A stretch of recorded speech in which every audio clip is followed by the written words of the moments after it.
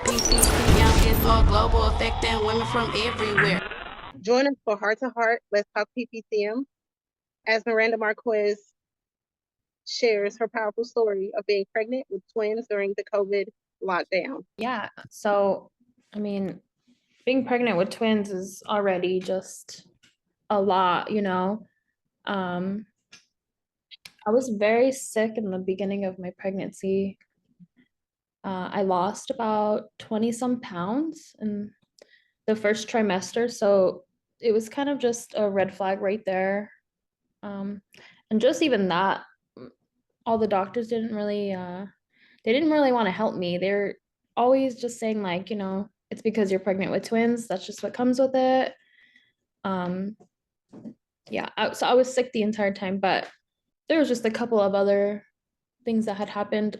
I wouldn't faint all the way, but I would get to these points where I was super out of breath, and then my vision would go completely blank for just like a minute or so. Those are just some of the things that I had noticed before Yeah. diagnosis. And then, we'll fast forward to my C-section. It was a scheduled C-section. It was complicated. I lost 2 times the amount of blood, I guess, that I was supposed to. I mean, I didn't feel very great during the whole procedure, but after I was super swollen and pale.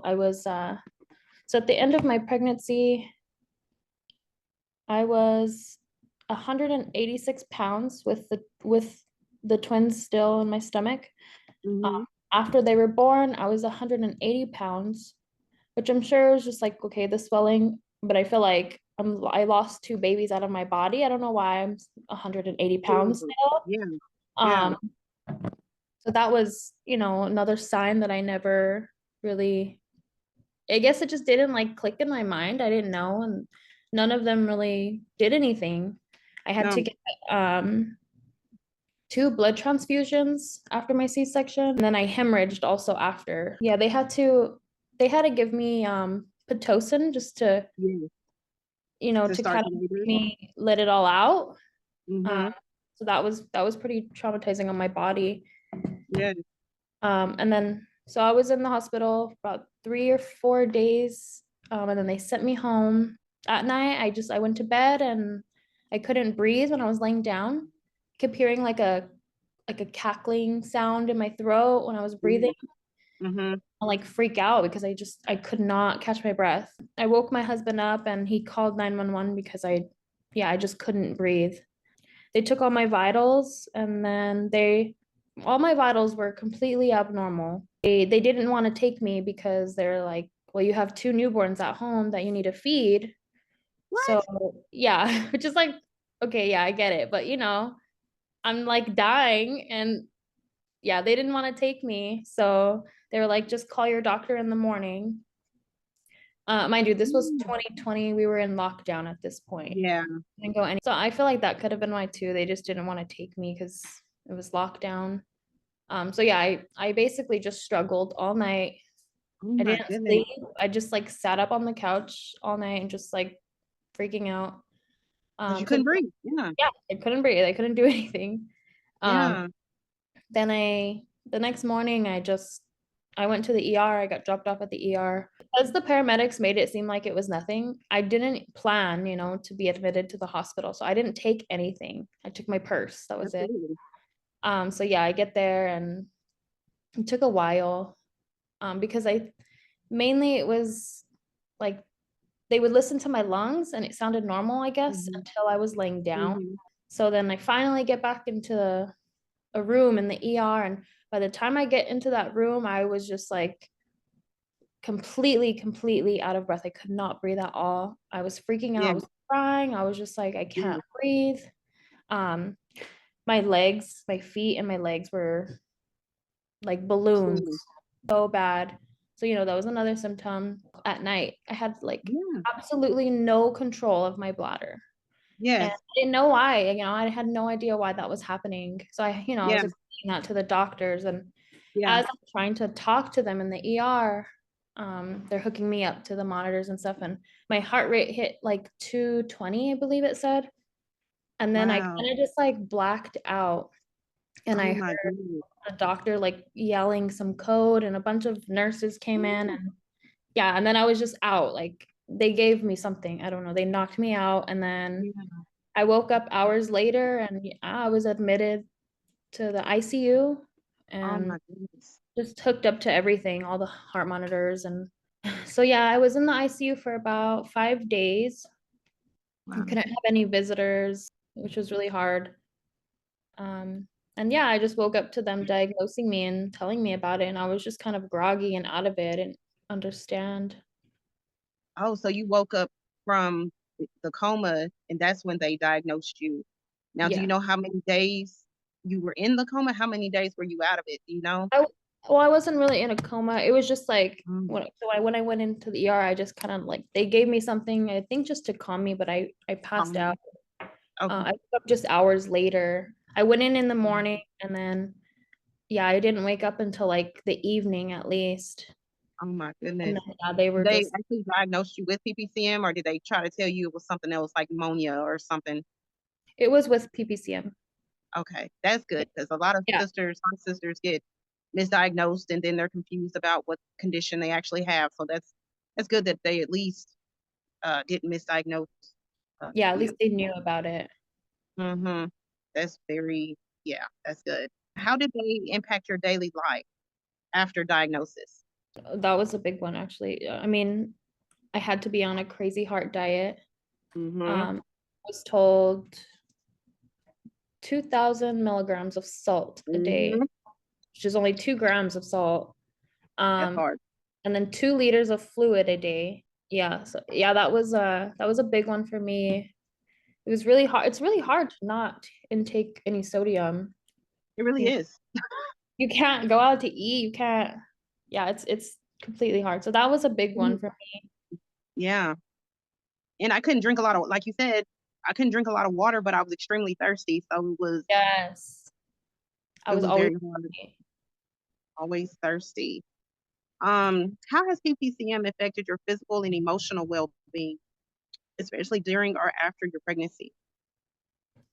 Um, I mean, I definitely went through like a depression about it. I got really upset, after I had so many questions that no one could answer, Yes, you know, why did this happen to me? Why is it happening to other women? Why didn't the doctors know before? So yeah, that kind of got me down a little bit. Um, absolutely. I think I've grown over that now. It's been 4 years, so Yeah, it's kind of just like I've learned so much about it now that I'm just like I just live with it now, like yeah, we all do. yeah. And I think that was me. I had to continue working. So I still had my children, had my job, my career, pretty Mhm. much had everything to still have to manage. So that was extremely difficult because my ejection fraction was only 25%. So Mhm. I had barely any energy and still had to move around like I did. And so I spent a whole lot of time pushing through and crying because I didn't know how to push through Mhm. to beyond my limits. And so I definitely went through a depression because I didn't know what else to do. I My was like, oh, ejection fraction was 20% also. oh my goodness. So you know exactly how I feel. Yeah, we In were, fact, we you were in probably the felt same a little boat worse. for a minute at Whew. least, maybe. Yeah, that low ejection fraction isn't fun. And I had a very demanding, physically demanding job. So that Mhm. made it even worse because I I'm had sure. to literally push myself beyond limits that I shouldn't have been pushing. And I was starting to recover after a certain amount of time, got up to 47%, then Mhm. went right back crashing down to 25 because I never gave myself time to really Yeah. recover, even after 5 or 6 years. Oh my And God. yeah, like I've been on a fast pace since I didn't even take time off. My maternity leave was when I got diagnosed. And Hmm. so I never had any extra time off. It just Yeah. my life just kept moving afterwards. So it can definitely cause a depression because you don't know what to do. You're not getting any of the information from the Mhm. medical professionals that can kind of help guide you through the process so Yes. that you can at least, figure something out for yourself. What has been the most significant change in your life since being diagnosed with PPC? I think overall it's just the health. I'm more health aware, I believe now. Mhm. Um, I am considered recovered now, but I'm still just like, I get really scared. I don't know how to Yes. explain it. Like it's just always there. It's never gonna go Yeah. away. So it's just Yeah. something we always have to think about. Yes. You know what I think that is like, I'm not recovered yet, so I don't know. But I think in your mind, if you feel any little twinge or little feeling in your body, it brings you back to when you wasn't recovered. And so you're like, your mind is constantly like, oh my God, I felt my heart pace speed up. Am I Mhm. relapsing or what's going on? Or you just don't know.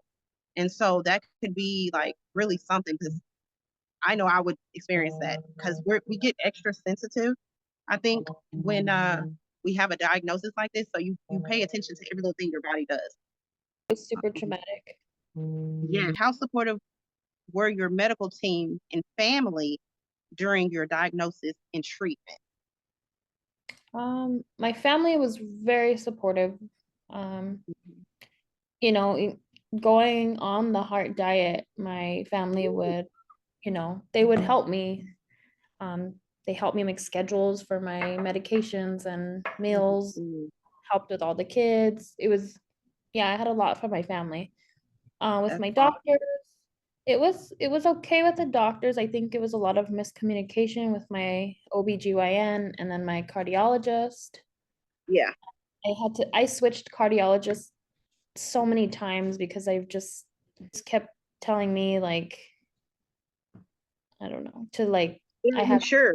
like stuff that had like nothing to do with actual PPCM. Yeah. Uh, some of them are just kind Yeah. of rude. So yeah, I would have to just switch around. Yeah. I can understand that because even my cardiologist is great, but he does not. He's just he's a specialist with heart conditions, but just because you're a specialist with heart conditions don't mean you know a lot about PPCM. And so he sends me to another specialist because he really doesn't know and he can't figure out how I'm still here because Yeah. literally everything has been in a limbo. So he doesn't understand, but I still keep him because he tries his best. And at least when he doesn't know, he tells me he doesn't know. He doesn't keep me guessing or thinking that he's very aware when he's Yeah. not. He'll send me to someone who he thinks has more knowledge than him. And to me, that's very important. I Very, agree. very important. That's good. Um, yeah, yeah. Um, let me see. What treatments or lifestyle changes have helped you manage your PPCM symptoms? Um, I would say just staying, or at least like most of the time, staying on the heart diet, the diet. Okay. Um, I mean, taking your medications right when you need to take them every Mm-hmm. every single day at the exact time. I think that's what Mm-hmm. helped me recover quickly. I mean, staying active at least a little bit. I know it's Yeah. hard. It's very hard. I can't run on a treadmill or anything, but No, go yeah, on a walk or something. It helps. absolutely. But yeah, those are good options. Walking, exercise, um, like you said, eating healthier, making better choices. I'm on and off on both of those. Me I too. do, so, yeah. Sometimes I'm more, I do it regularly, and sometimes I don't. But I try to do my best. And the medications, I take so many medications Mhm. that I'm hit or miss, not hit or miss, but I could do better with taking my medications at the same time. It's just hard when you have to take some medications once, some medications Yes. multiple times a day. It's just, It's a lot. it's a lot. When you Yeah. still have children, you still have work, you still have husbands, you have a lot going on. And people Yes. don't understand that and they don't see it. They don't see that. And so that's why this conversation is so important because so many people go through it silently. They don't explain what they're going through and they get deeper into a depression that doesn't have to happen because there's people out here that understand, that can talk to you, that can pray with you, that can walk with you through everything you're going through each step of the way. So that's why this is so important. People need to, like you said, The doctors really don't know about it. They don't explain it to you, so you don't know about it, and you don't know who to go ask, because they assume that it's a rare condition. So you're thinking you're the only one of the only ones who has it. Yeah. And so you just don't know where to go. So it's traumatizing. And what advice would you give to other women or families going through similar experiences with PPCM? Definitely go to therapy. That's a big one. Absolutely. Yeah, and stay on the heart diet, because I think that has a lot to do with it. Yes, And always advocate for your own body. please. Absolutely. That's the number one, I think, out of your list. Advocate for yourself. Because if you don't, no one else will. And they will pretend like your concerns are irrelevant, or they're not as important, or that you completely made them up. You made up your symptoms. You're not going through that. Seems very like narcissistic, almost how they treat you. It's almost like they gaslight you into thinking, oh, you're not feeling shortness of breath. Really? Yeah. I know I can't breathe, especially when I lay down. Like, this is not in my mind. And it's Yeah, infuriating me. anytime I would call my doctor or like the nurse line, they'd be like, "Oh, you're pregnant with twins. Oh, that just comes with it." I'm Oh, like, "Oh, you have okay." an excuse for everything. Because with me, it was, oh, you're pregnant. That's a regular pregnancy symptom. Like, I've never been, I said, I told you I had a child 10 years previous. I know what it's like to be pregnant, and I've never felt like this before. Oh, but it's still normal. To who? And then, and then when I almost died, Right. they was like, oh, you're one of the rare or the few.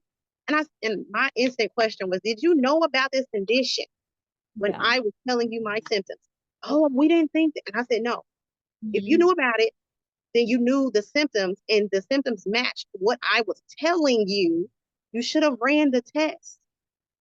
Agreed. And then that doctor he literally gave me to his, what are they called? Physician assistant. Because he didn't know what I was going to do but there was nothing I could do, because Yeah. you would have to prove that things were done on purpose. And there's no way to prove that with this disease, because literally they mimic pregnancy Yeah. symptoms.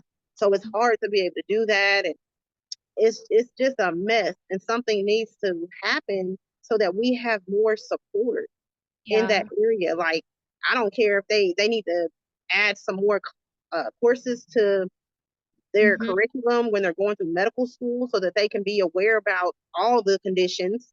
If you're a doctor, then you need to know what diseases and what, All of them. yes, especially in the field that you're working in. If you're going to be a OBGYN or a pediatrician or whatever, you need to know about the diseases that affect these people. How do you think we can better raise awareness about PPCM, and what role can stories like yours play in that effort? So I think, I mean, it's a long shot. I'm hoping someday it'll happen that we can Mhm. have BPN mandatory Yes, test. I mean, at least once in the beginning, once in the second trimester, and then in the third trimester. absolutely. I think that would make a huge difference. It would catch it early enough, if Yeah, anything. I Sorry. think with that one, the more that these interviews come out and they're seen by medical professionals, that it can encourage them to add that to their procedure or their plan. Mhm. Because I actually work at a hospital, so I kind of show some of these videos and stuff to my different friends, different medical professionals, especially stuff about Let's Talk PPCM, and they love it. And so it encourages them to spark the conversation. That's nice. Since they don't know about the disease already, now they're aware, and now they can go to their colleagues and say, hey, did you know what PPCM was? Look at Mhm. this video, look at this interview, look at this magazine, look at this publication. They are aware by listening to your story or my story or Brianna's story or whoever's story. And then it encourages them to speak out to their peers and those people in those offices and those administration teams.